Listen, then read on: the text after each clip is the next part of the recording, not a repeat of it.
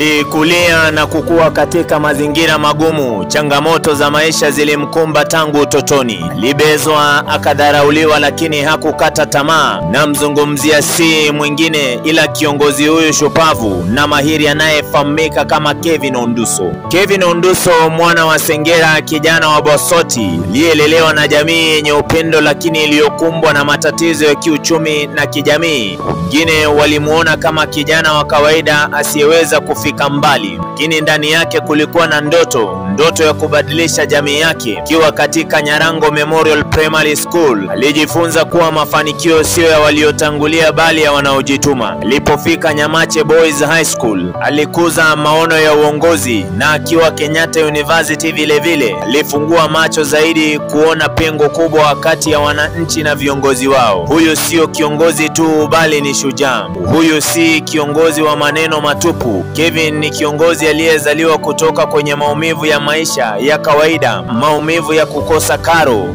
kutembea umbali mrefu kwenda shuleni, kushuhudia wazazi wakihangaika kwa mkate wa kila siku. Leo hii Kevin Onduso hasimami kama mtu aliyekamilika bali kama mtu aliyepitia mengi, na sasa amesimama kwa niaba ya wengine waliopuuzwa kama yeye. Anasimama kwa vijana wanaohangaika, kwa wakulima waliosahaulika, kwa kina mama wanaobeba jamii kimya.